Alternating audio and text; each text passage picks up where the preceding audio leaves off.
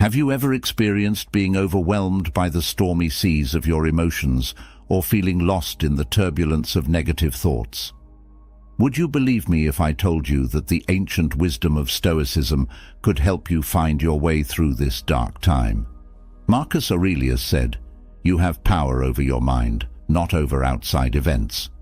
Today, we examine these profound words. Realize this, and you will find strength. This powerful statement starts a journey that will change your life. Come on this journey with us as we find 7 lessons from Stoicism that are not just lessons, but ways of life. With a heart full of courage and a mind full of unwavering emotions, these lessons will guide you to control your emotions and sail through life's storms. In the midst of life's chaos, welcome to How to Get Rid of Negative Thoughts Using Stoicism, your guide to finding peace. Lesson 1. Know what you can control. Have you ever found yourself in a storm, but not the kind with rain and thunder, but the storms of life? Unexpected events, letdowns, or abrupt modifications. The dichotomy of control is a lesson from the Stoic philosophers of ancient Greece and Rome that feels like a lifeline in these storms. Think about this. You're planning an outdoor event, but it rains at the last minute. No matter how much you'd like to, you can't control the weather. But how you feel about the rain is completely up to you. You could be sad and angry, or you could figure out a way to deal with it. For example, you could move the event inside or enjoy the rain as a change. A Stoic philosopher named Epictetus, who was born a slave and became one of the most important thinkers of his time, said, "Some things are in our control and others not." That sounds easy, doesn't it?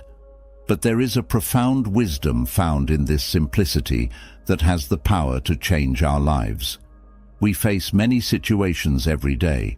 Some of them we can change, like the books we read, the people we hang out with, and our daily routines. But there are many things we can't control, like global events, other people's actions, time passing, and yes, the weather. This is where things get interesting. Stoic philosophers thought that how we interpret and respond to external events determines how happy we are. Our emotions aren't caused by the event itself, but by how we think about it. Remember a time when you had to face adversity. Perhaps you didn't get the job you wanted. Everything felt bad at the time. But after some time, you may have realized it was actually a blessing in disguise that led you to a better chance or personal growth. But how are we going to make this work? Ask yourself, is this something I can control? If the answer is yes, then you should do something about it. If the answer is no, it's a chance to work on being able to accept and change things. We can free ourselves from needless pain by really understanding and internalizing this principle. Knowing that we can't control the wind but can adjust our sails allows us to move through life with calmness. The dichotomy of control is a bright light in a world that often seems out of order. It reminds us to put our energy where it counts most and to enjoy the peace that comes from knowing that some things are out of our control. Second lesson, think before you act. People today value speed and immediacy, so the art of reflection may seem like a thing of the past. So, taking the time to think and pause can be our saving grace in a world where we need to act quickly. Think about how many decisions we face, both big and small, from picking a restaurant meal to choosing a career path. There are many options, but it's not the size of the choices that matter, it's how we approach them. As an example, let's look at reading a message that makes you feel something. Someone at work might be questioning your work, or a friend might make a casual comment. Your first thought might be to defend yourself or get angry. You could jump right into that emotional whirlpool, but what if you took a step back? Your emotions aren't being pushed down when you give yourself that brief break. They're just being given a chance to breathe and be understood. Reflection is not about avoiding or accepting our thoughts and feelings without doing anything. It's about being present with them. It means asking deep questions like, Why did this comment hurt me so much? My current emotions are being influenced by what underlying beliefs or experiences I have had. Is my first reaction based on what's happening now or on things that happened in the past? Also, thinking about what you're going to say before you say it is a way to build empathy. By giving ourselves time, we also give ourselves the chance to see things from other people's points of view. That coworker or friend may have been having a rough day and didn't realize how important what they said was. When we think about things, we help ourselves and those around us understand them better. This habit can be very important in relationships. How many misunderstandings could we avoid if we stopped to think before we spoke? How many bridges could be built instead of being destroyed? We find clarity, compassion, and connection when we take time to think. Also, being able to stop and think is very useful in professional settings. People usually respect and follow leaders more who think about their choices before making them. People think they are thoughtful, calm, and smart. Most of the time, their choices, which come from deep thought, last. Reflection is a way to rebel against a world that often seems to be moving at breakneck speed. It's a quiet but powerful way to say that we won't be swept away by the currents of immediacy. Making this promise means that we will take care of ourselves, be happy, and treat others well. It's not just a practice to think before you act. It's a philosophy, a way of life that values depth over breadth, understanding over impulsivity, and lasting connections over fleeting ones. It's a journey inside that has profound effects on the outside world, influencing not only how we react, but also how our lives are put together. Lesson 3. Learn to be impartial. To someone who lives in a world that is often emotional, the idea of practicing dispassion may seem strange. But let's look more closely at what it really means and the power it has to change things. Dispassion isn't about hiding your emotions or not caring about what's going on around you. It's about finding a calm in the middle of the storm. Imagine not feeling overwhelmed by events, circumstances, or even your own emotions. Just think about the last movie that really held your attention. There were times when things were tense, exciting, and maybe even sad. You knew it was just a movie, even though you were interested in the story. You didn't rush to help the hero or cheer for the bad guy like their problems were real. While still feeling the emotions, you were able to keep a sense of distance. A similar approach to life is promoted by the Stoics. It's about being aware of how emotions rise and fall without letting them control you. Think about being cut off in traffic. It is normal to feel angry or upset. For dispassion, you can practice not letting these emotions take over by recognizing them without judging them and then letting them go, like clouds in the sky. This doesn't mean you become passive or apathetic. It just means you have more control over your emotional reactions. Instead of reacting impulsively when faced with a difficult situation, you can take a step back and consider your options. If you can think clearly, you can avoid getting lost in the heat of the moment and make better decisions and take positive action. Dispassion also includes how we react to outside events that are out of our control. It's normal to feel a wave of emotions when a global crisis occurs or when those you love face hardship. We can choose to respond with calm and grace instead of giving up or feeling hopeless if we practice dispassion. This doesn't mean we're cold or uncaring. It just means that even in the face of life's inevitable storms, we maintain our peace. In a sense, dispassion is like an anchor that keeps us steady when life gets rough. It helps us deal with problems in a strong and graceful way. It gives us the strength and stability to be a source of strength for ourselves and those around us. And it reminds us that even though emotions are a normal part of being human, we have the power to rise above them and be the calm in the middle of the storm. Lesson 4. Accept that things change. Change is the only thing that stays the same in life. Everything around us is changing, from the seasons that change with the months to the cells that make up our bodies that get new cells all the time. Even though change is always happening, many of us still don't want it. There is a fear of the unknown that makes us hold on to what we know and feel safe with. The Stoics, on the other hand, advise us to embrace change as a necessary part of life rather than just accepting it.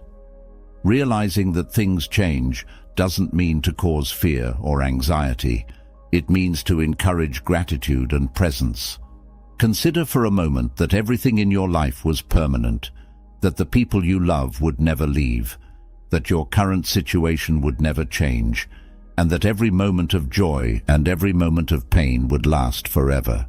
At first, this might sound good, but it will only lead to complacency and stagnation. Being aware of how things change is what gives life its color, depth, and speed.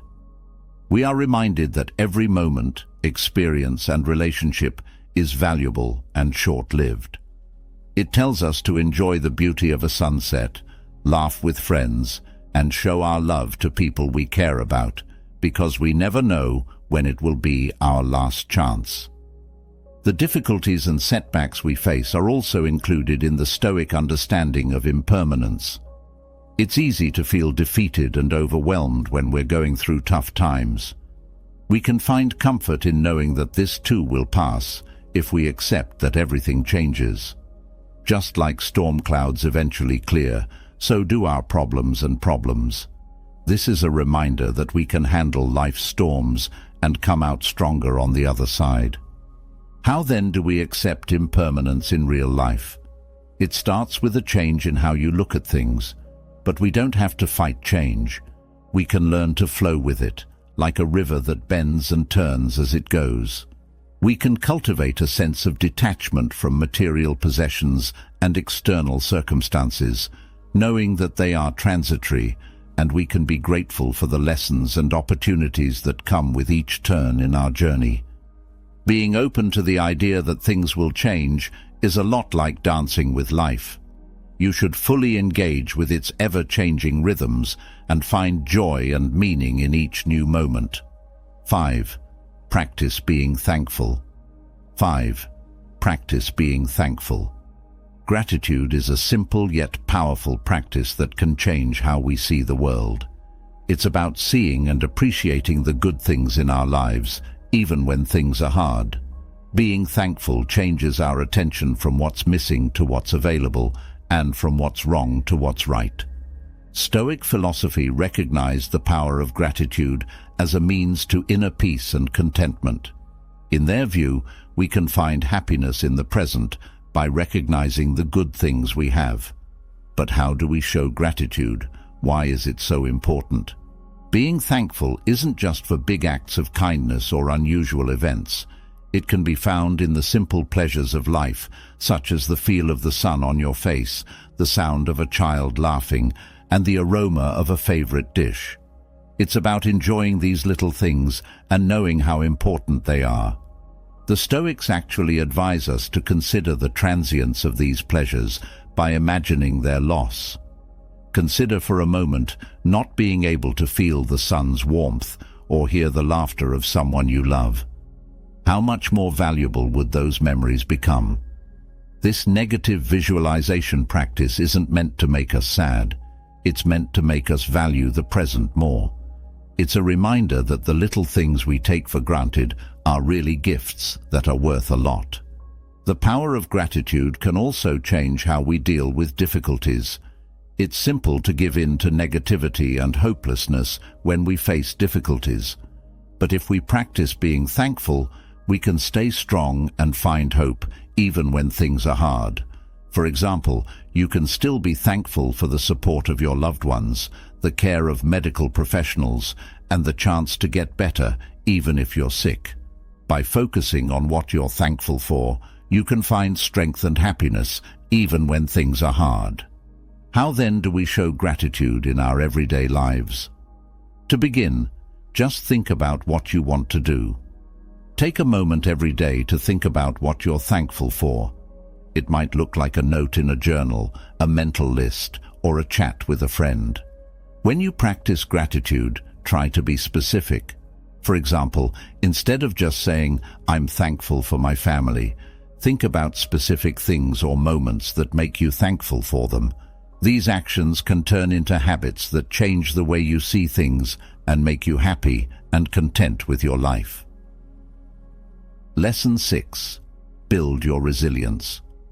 The capacity to overcome adversity, adjust to change, and persevere in the face of difficulties is known as resilience. This trait can mean the difference between giving up in the face of life's challenges and coming out stronger than ever. In order to deal with life's inevitable ups and downs, the Stoics understood the value of fortitude. They thought that we could face problems with courage and grace if we worked on our inner strength and stability. But how do we build resilience in real life? Change of mind is the first step. We don't have to see problems as problems or setbacks. We can see them as chances to learn and grow. When confronted with challenges, ask yourself, what can I learn from this? How can I become stronger as a result? By rethinking problems in this way, you give yourself the power to face them with determination and resilience. The capacity to control stress and unpleasant emotions is another crucial component of resilience. To develop inner calm and emotional equilibrium, the Stoics recommended practices like mindfulness and meditation. You can stay calm and centered during life's storms by doing these things. This will help you make good decisions and act in the right way. Being resilient also means being able to deal with change and uncertainty. Life is always changing, and our plans and goals need to be shifted around too. Stoics say that we shouldn't hold on to a certain outcome or fight change. Instead, they say, we should be open to the ups and downs of our journey. We can stay true to our core values and go with the flow of life. We can face uncertainty with confidence instead of fear because we are able to adapt. Last but not least, community and connection give resilience strength. Having a network of friends, family, or mentors who are there for you can give you support and direction when things get tough.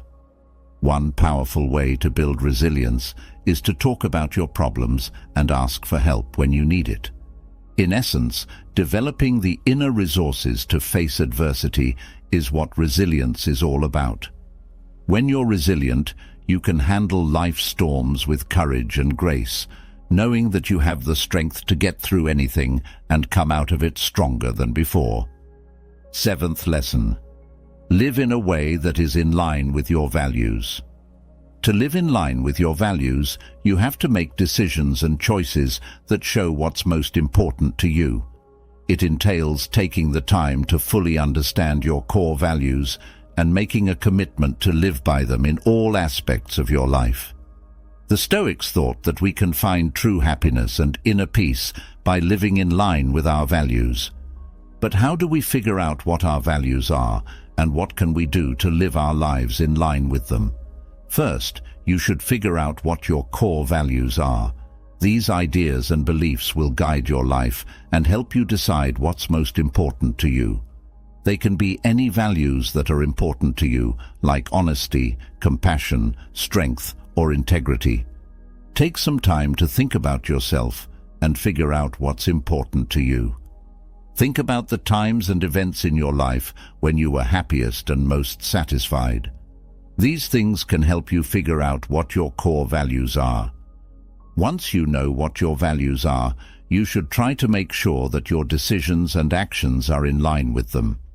This means making choices that are in line with your values, even when they are hard or inconvenient. One example is that if you value honesty, try to be honest with everyone, even when it's easy to lie. Finding ways to help others and being kind in your daily life are important if you value compassion. Being self-aware and responsible are also important for living in line with your values. Check your actions and decisions often to see if they are in line with your values. If you find that your actions are no longer in line with your beliefs, you need to take responsibility and work to make them again.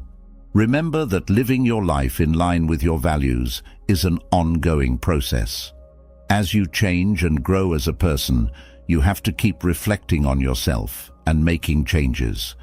Being true to yourself and being happy happen when you live in line with your values. People who are happy and at peace are more likely to make decisions that will make them happy, even when they face problems and difficulties. Finally, the Stoic philosophy gives you timeless wisdom and useful advice on how to control your emotions and get through life's challenges. To find inner peace and happiness in a world where emotions can feel like rough waves, you can understand what you can control, think before you act, practice dispassion, accept that things change, be grateful, build resilience, and live your life in line with your values. Don't forget that you shouldn't expect to learn these lessons right away. They need to be practiced and thought about all the time.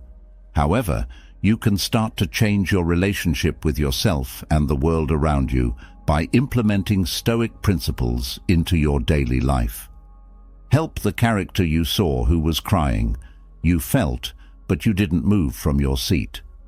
For me, this is what it means to practice dispassion.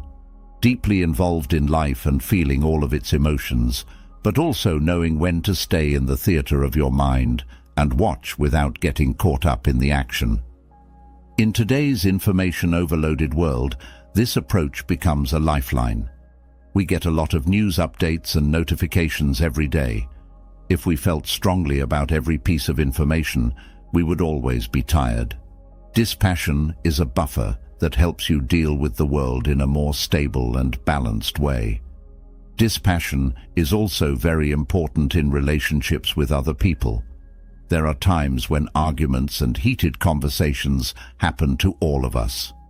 When this happens, being able to remain neutral can mean the difference between a helpful conversation and an argument that hurts both sides. We can listen better, respond instead of react, and handle disagreements with understanding and grace when we do this. Being self-aware is the first step to developing dispassion. This space between stimulus and response is made by regularly checking in with ourselves, recognizing our emotional triggers, and understanding our patterns. That space gives us the freedom to choose how to react and to act on purpose instead of on impulse. And while dispassion may sound like being detached from life's pleasures and joys, it actually makes them better. We can fully immerse ourselves in the journey and enjoy each moment without the constant fear of loss or change if we are not overly concerned with the results. Finding balance in a world that is constantly changing is the goal of dispassion. It's a map that leads to inner peace and helps us move gracefully through life's many terrains. By doing this, we not only make our own lives better, but we also help those around us feel calm and clear. Lesson 4. Ask yourself, will this still be important in 5 years? Fourth lesson, ask yourself, will this matter in 5 years? There will be times in life when our patience, strength, and sense of perspective are put to the test. Our days are filled with a variety of situations that elicit a variety of emotions, from minor annoyances like a spilled coffee to bigger challenges like arguments with loved ones. We tend to get caught up in our feelings when we're in the middle of something. It can feel like the end of the world when you miss a deadline, get negative feedback, or forget an important historical date. Will this matter in 5 years? Is a powerful question that can help us see things more clearly. This simple but profound question takes us to the future and back to the present at the same time. All of a sudden, that heated argument or missed chance looks very different. Most of the things we worry about now will be small details in the big story of our lives that we will never remember. Think about the problems and stresses you were facing 5 years ago. How many of them are still true? How many have been overshadowed by new memories experiences, and things you've learned. This realization can make you feel both humble and free. Using this question as a regular guide helps us figure out what's most important to us. It helps us tell the difference between short-term problems and long-term effects. A bad day at work might seem like a lot right now, but in the grand scheme of things, it's just one day in a career that lasts decades. This point of view also makes people more resilient. Reminding ourselves of the bigger picture can help us deal with difficulties and find solutions when we are faced with difficulty. We don't have to get stuck on the problem at hand. Instead, we can plan, change, and move forward, knowing that time often brings clarity and answers. But it's not just about making our worries seem less important. This question also makes us think about what's important.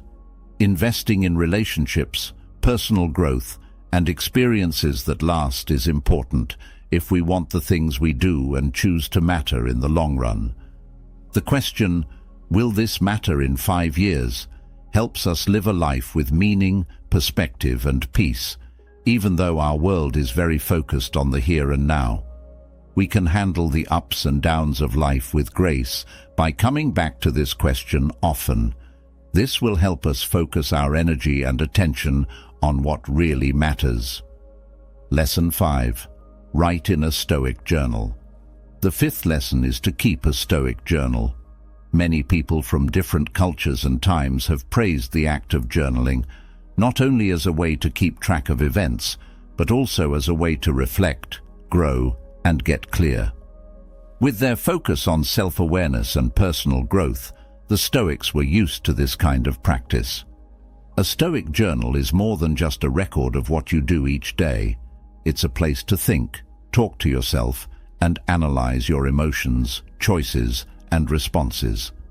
When events are compared to personal values and beliefs, this is where the outside world and the inside world meet. Imagine ending your day by talking about not only what happened, but also how you responded. What about a certain comment made you mad? What made you feel so happy while you were doing something boring? We can start to understand the patterns in our minds by breaking down our day. It becomes clear to us what makes us feel a certain way, what guides our choices, and how our daily habits shape our lives.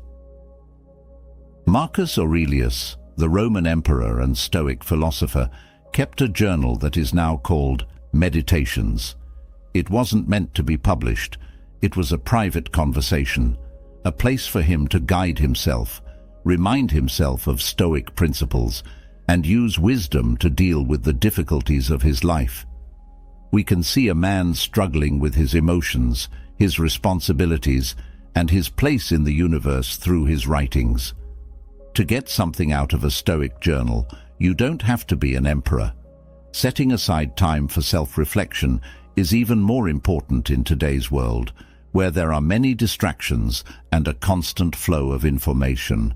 Checking in every day is a good way to stay grounded and get clear when things are crazy.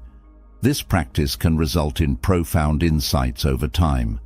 You may find that some situations consistently make you feel stressed, which may lead you to either deal with them or change how you see them. You may find that certain practices, like being grateful or mindful, make you feel better and improve your outlook. You can use the patterns that show up as a guide for your own growth.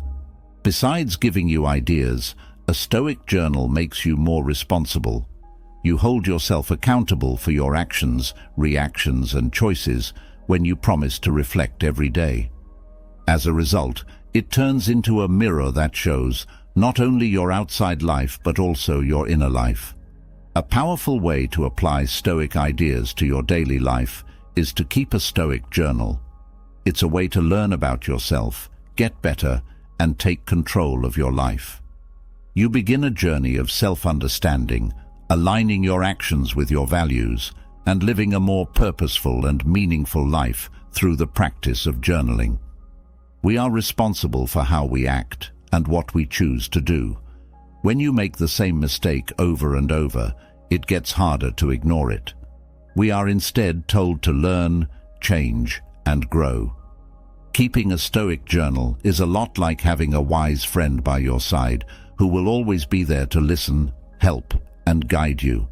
It's a commitment to improving one's self-understanding, living a life that is in line with one's values and principles, and growing as a person. Lesson 6. Look at problems as chances to learn. Sixth lesson. Look at problems as chances to learn. Problems abound in the world, ranging from small setbacks to huge changes on a global scale. Problems are an inevitable part of being human. It would be hard to deal with these problems, but what if we saw them as opportunities? Stoics had a powerful way of looking at problems. They thought that even though we can't always control the events that happen to us, we can control how we perceive them and how we react to them. When you change your point of view, problems stop being setbacks and start being lessons. This idea is best encapsulated in a quote by the Stoic philosopher Marcus Aurelius. What stands in the way becomes the way. Take the example of a river that runs into a rock. Not stopping, the river finds a way around it, either by wearing away at the rock over time or by making a new path. The boulder, which at first glance seems like an obstacle, changes the course of the river. In the same way, problems in our lives can change our paths and often lead to results we didn't expect. For example, a job loss can be devastating at first, but it can also lead to a new career path, an opportunity to learn new skills, or even the chance to start one's own business. It's possible that a failed relationship will help you grow as a person and make deeper, more meaningful connections in the future. This Stoic view also makes people stronger. When we look at problems as chances to learn and grow, we become more flexible and ready to face problems head-on. What can I learn from this? How can this experience shape me for the better? Becomes the question we ask instead of, why is this happening to me? Of course, this doesn't mean we should look for problems or ignore real ones. It means realizing that every problem has a solution, a chance to make things better. Taking care of this seed with a positive attitude, patience, and persistence can help us turn problems into opportunities for growth, wisdom, and happiness. Lesson 7. Show gratitude. Gratitude is like a golden thread through the complex web of human emotions. It brings us moments of happiness, contentment, and new perspectives. The Stoics believed in the deliberate practice of gratitude, making it a daily ritual to anchor oneself in the present and be thankful for life's blessings, even though it is an emotion that can arise spontaneously. Being grateful is more than just saying thank you. It's a deep appreciation of all the people, events, and forces that make our lives better. It's about seeing the beauty in everyday things, the lessons in problems, and the fact that everything is temporary, which makes it all the more valuable. Seneca, a well-known Stoic philosopher, once said, "True happiness is to enjoy the present without worrying about the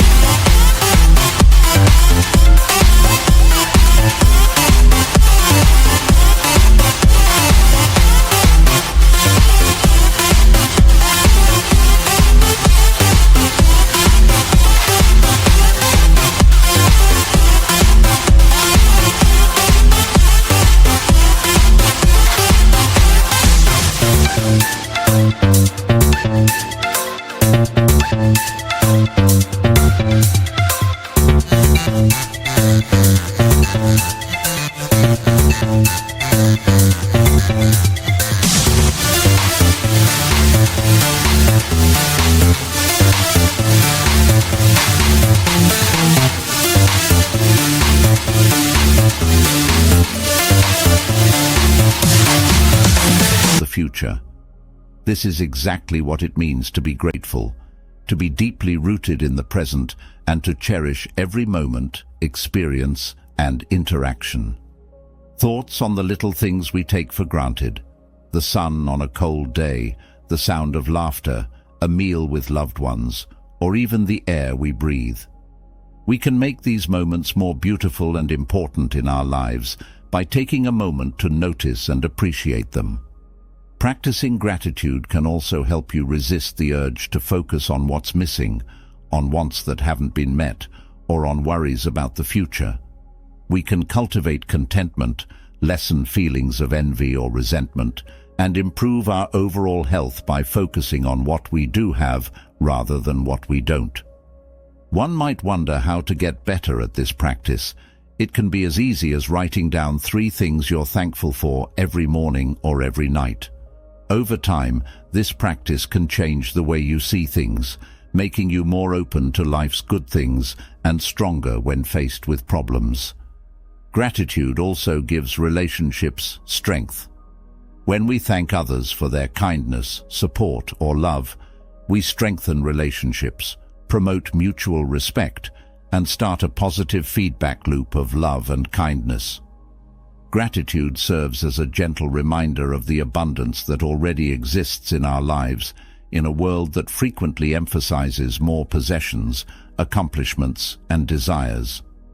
It's a call to enjoy the present, welcome life with open arms, and walk this life path with gratitude in your heart.